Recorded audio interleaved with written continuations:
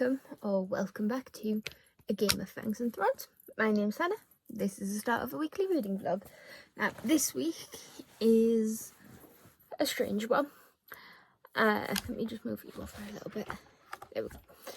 So from Monday today till Thursday, it is Summerween, hosted by Olivia Reads a Latte and Gabby Reads, I think.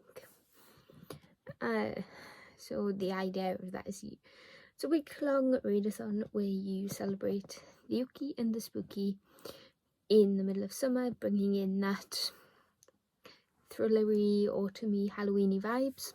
It's a love of all things Uki and spooky. And every time I say that, I think of the Asmus family. The cookie and the spooky. Anyway, a series of prompts. I've fulfilled most of them. As per the vlog last week, I have one prompt left, and that is to read a book set in the fall or autumn. I'm reading Mina and the Slayers by Amy McCaw. This is set at Halloween, following Mina. Well, this is a sequel, so I can't really speak too much about it, but the first one is Mina and the Undead, which follows Mina, who is British and has moved to New Orleans to escape her past and find her estranged sister Libby. Now, they are all horror movie fans and end up getting a job in a horror mansion, which tells the different stories of different horror movies throughout. But Libby is framed for a murder which seems to be a copycat of a famous murder in New Orleans back in the day, which was the Carter brothers, I believe, and it feels and seems like somebody is copying their motive. And obviously, it's New Orleans. What do we know New Orleans is famous for? Vampires. So that's the first book. Synopsis. The basic premise of this one is it's a continuation. Mina seems to be with taking on work experience with Detective Cafferty, and they are investigating a savage masked killer and a rise in suspicious animal attacks. And during her own investigations, Mina discovers a mysterious group of slayers who are battling to control the rogue vampires. I think there's definitely more on the synopsis for this, but this doesn't give, that part of the synopsis doesn't give any spoilers for the first book. And this is set in New Orleans, 1995. So it's set the year after I was born. I was born 94. So there's that. So that will keep me occupied. Then on Thursday, it is my sister's graduation. So comment down below all your congratulations if you want. No pressure. But she's graduating. She graduates on Thursday. Her grade was a first, I believe.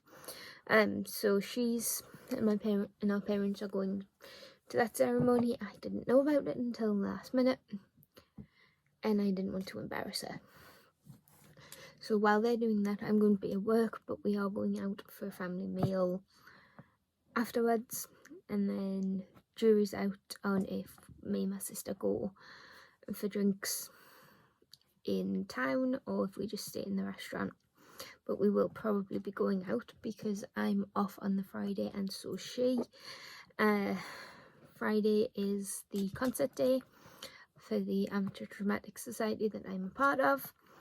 And my superstition when it comes to the shows, there is logic in it, but my superstition is I have to be off work for it. The logic being I work in Durham, I live in a small villagey, city, suburby thing that's a half an hour away. I finish at 4. If there's traffic, roadworks, I run the risk, or even if I can't go on the bike, I run the risk of not being able to get there in time.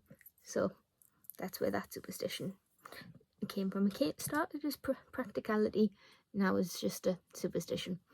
So there's a concert happening just for the one night on Friday, so I have the day off. And I think there's something happening Saturday, Sunday as well, but I'm not 100% sure on that. And so that's the basics of what's happening this week. Monday to Friday is Monday to Thursday is Summerween. Friday, day off for the concert. Saturday, Sunday, not sure. So, tonight's plans, as it is Monday, we are going to... I've already set up the week's spread, so I just have some tracking to update with some daily things that I'm trying to just keep an eye on, like spending, reading, if I crochet, if I write, that kind of thing. I've already put in my meals for today, and then I've updated my weight tracker. I'm not going to mention any more of that because that's not what this video is for. So I do have some last bits from last week that I need to fill in. Well, I can show you. Because this isn't too personal. I'm just going to cover up the weight just for trigger warnings, and it means I can hold it. So this is pretty much what this is last week's spread, and so this is what this week's spread looks like. So I have my goals to pop in. I don't have any general to-dos yet, but as soon as I do, they'll go in. So I'll just set up some goals, journal about those, and then we shall read.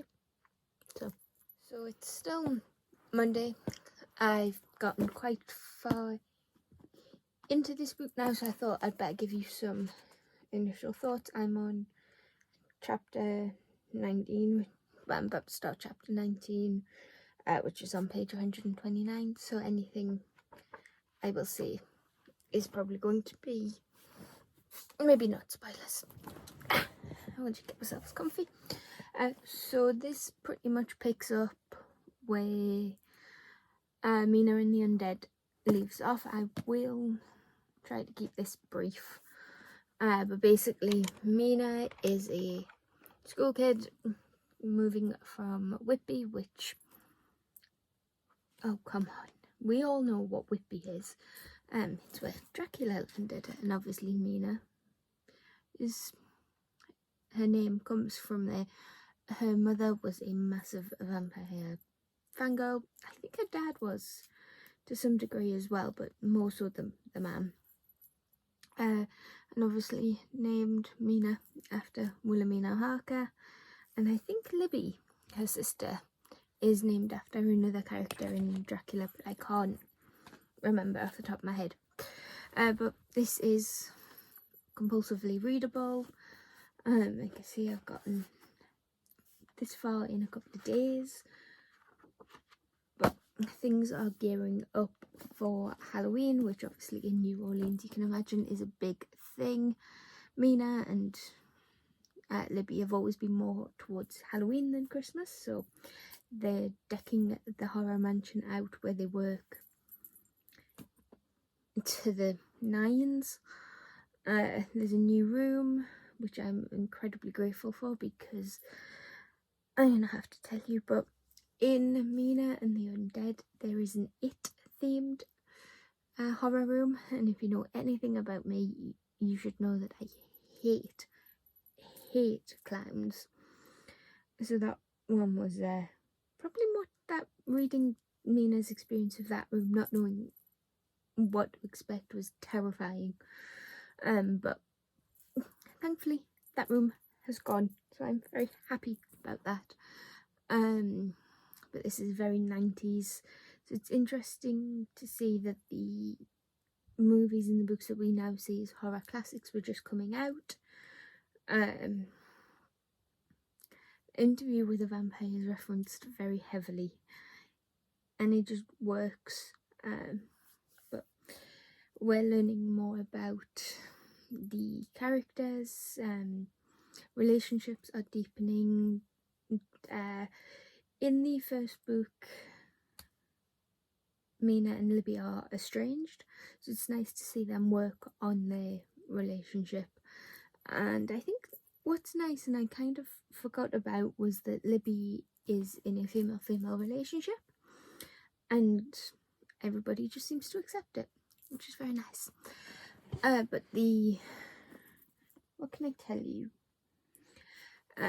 Detective Cafferty isn't officially investigating the animal attacks, so much as he's just on the police force when they're happening. His case is a serial killer, a master killer, who's killed 2 people already, and a 3rd body has just been found with a single stab wound, which doesn't fit the MO of the 2 other victims who were stabbed like 9 times each.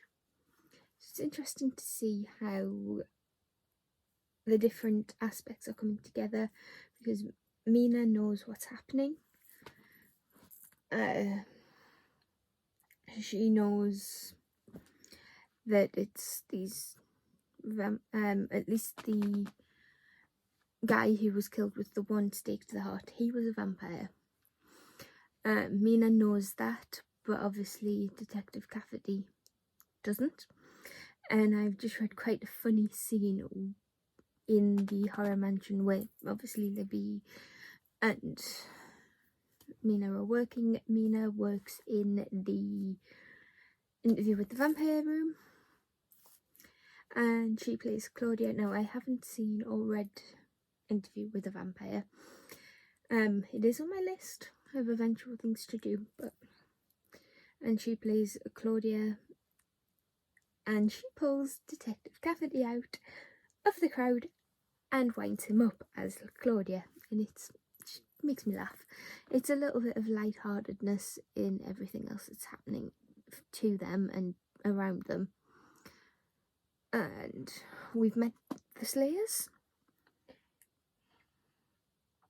Mina has been sort of not initiated, but she's been invited, shall we say, to a meeting, and we learn about the Slayers through her and another character who I'm going to keep stum because I believe she isn't mentioned at all in the first synopsis. But I'm enjoying this. I think I'm going to put it down for now because I'm starting to get a bit tired, and I'll just watch YouTube or Grey's Anatomy until it's bedtime, which, the way I'm feeling, won't be very long. It's 8:30 and I'm already starting to flag, but I don't think I've got much more to update you on so far. But this is my first year doing Summerween, and I'm on the 5th book already. Oh, and I just realised while filling in trackers and whatnot, this is the next book in the Read 9 by 1. This is the 9th book in the 2nd lot. So that's fun. And last week, if you saw it, I did finish Our Island Ends, which is the end of a series. So in theory, because of my new rules, I could start a new series, or I could be good, sensible, boring, and buy the book and finish another series out, or I could buy 4th Wing, which I really want to buy 4th Wing. But me and hyped books, I buy hyped books. I don't read hyped books until hype has died down on hyped books. So are they still hyped books? But we can cross that bridge when we finish this. But it's not a 5-star, I don't think, yet. But still, it's a very high 4. But I know I am connected to these characters. If anything was to happen to them, I think I would not be best impressed, which makes me nervous. I'm very nervous about what's going to happen in this book. But it's a short one. It's only about 405 pages. So I'm on page 129. So it shouldn't take too long, and then we can go back to the regularly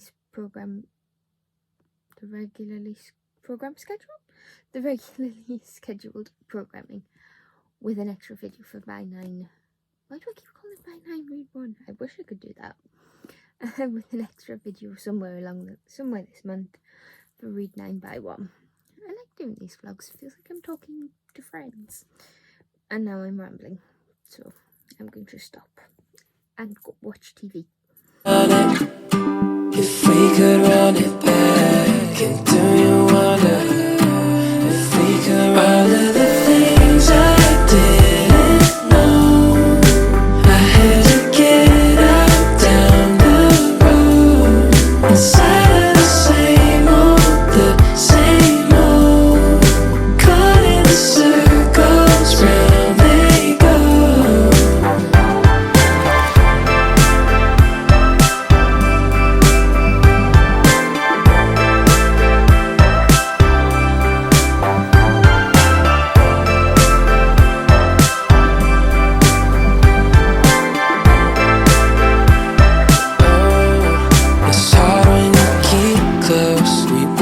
My eyes closed, I need a breather. Got lost in the B-roll. We let all the wind blow to learn how the world goes. And we didn't know how to move on.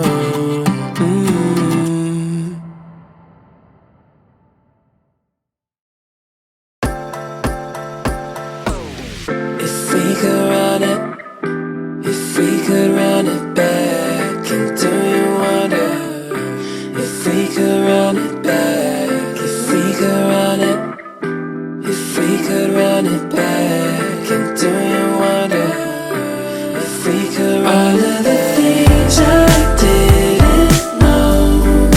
I had to get out down the road inside of the same old, caught in the circles round they go. It's hard when you keep close. Rewind with my eyes closed. I need a breather.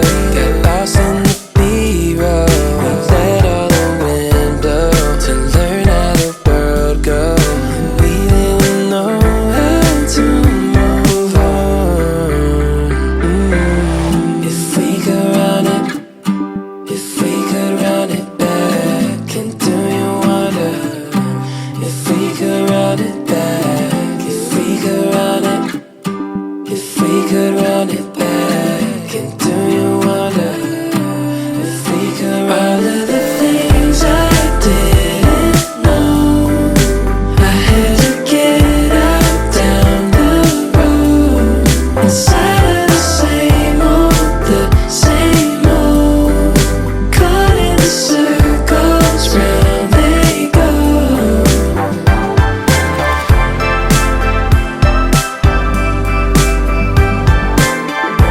It's now Thursday.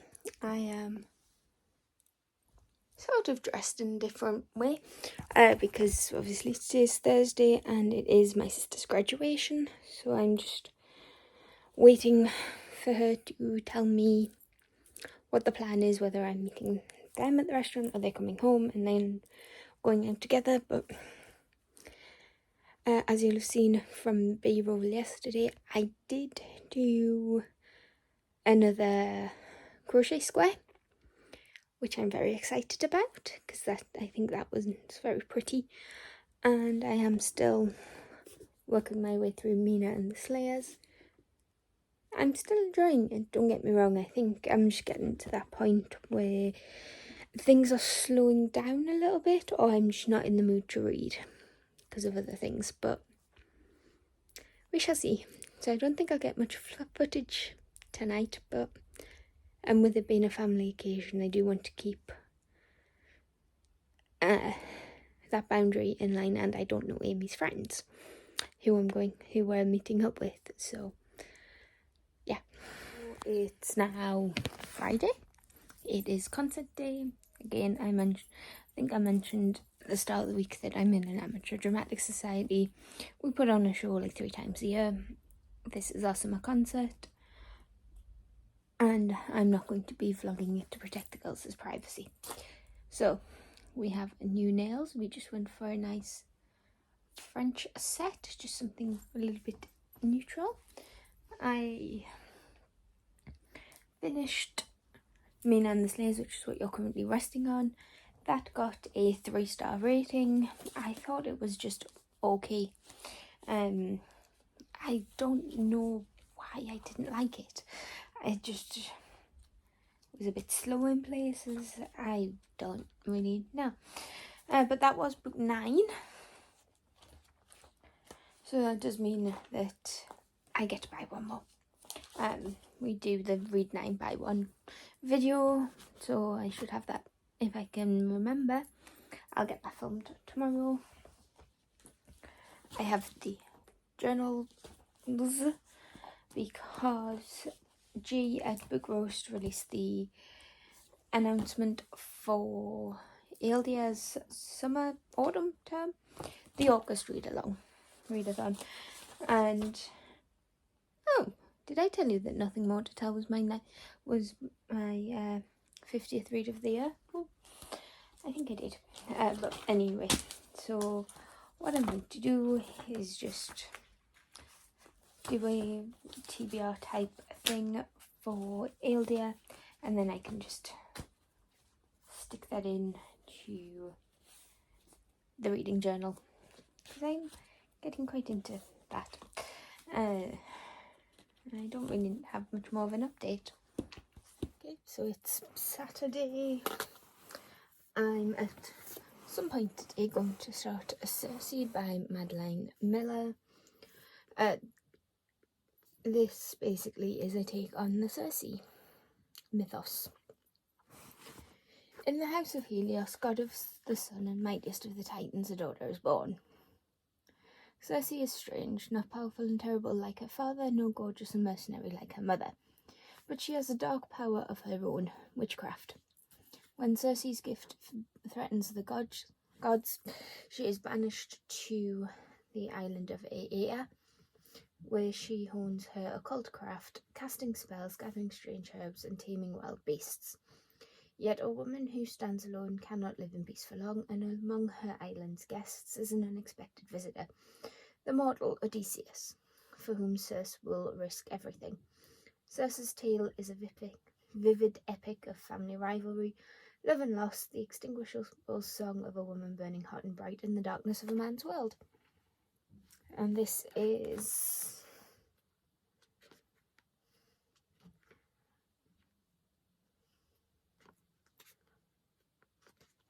about 333 pages, and I've heard good things about Madeline Miller's writing. I do have the Song of Achilles somewhere on my shelf, and like I say, I finished Mina and the Slaves, so that's book 9, so I need to figure out. I'm only allowed to buy 1 book, but I can start another series, so that's something to think about. But I've been working on a little piece of magic this morning, a bit of a lazy one today because I had my concert last night and it went amazingly. I mean, it wasn't perfect, but it went very well. So, and I also did the square line, whatever you want to call it, for the reading blanket. That thing's getting big now. It has like 52 lines, I think. And so, yeah, I'm just going to pop the YouTubes on, catch up with some vlogs and some videos, and see where I go from there. I don't know what to buy.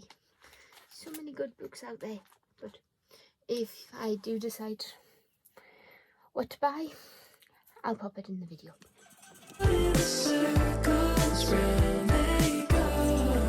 It's hard when you keep close. Rewind with my eyes closed. Might need a breather.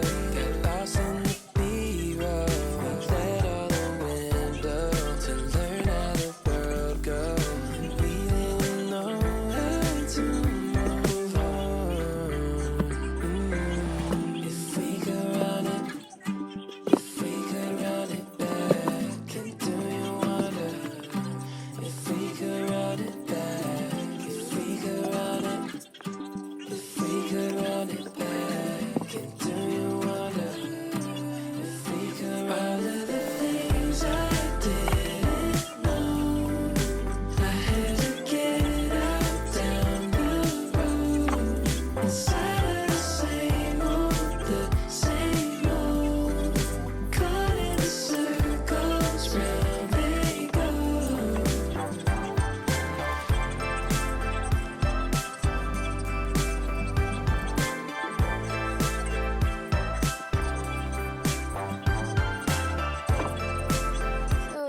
until Saturday I haven't picked up Circe is Behind You, but I have wrote like a page and a half of chapter 11 of Little Piece of Magic, and I have also filmed and uploaded Read 9 by 1 episode 3, and set out my TBR for Aurelium, which is the August readathon.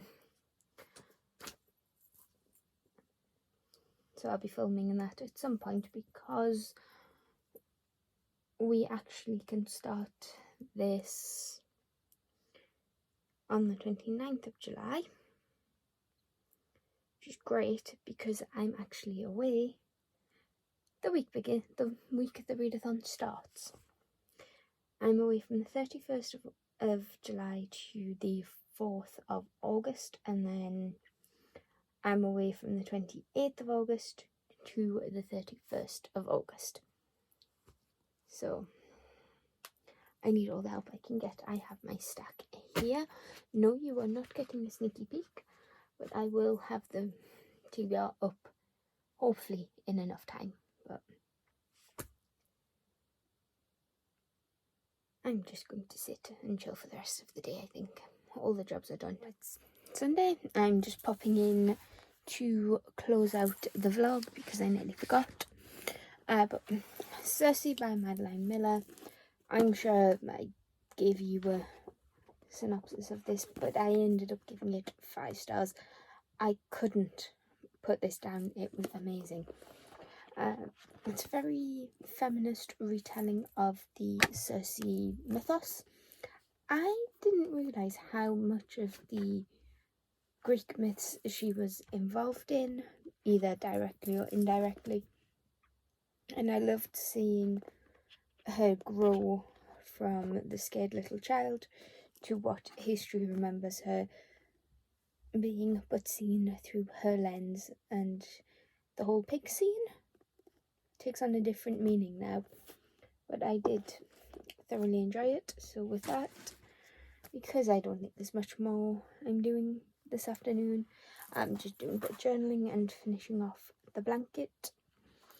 I'm going to love you all and leave you. So, well, at least for now. So that's the end of the vlog.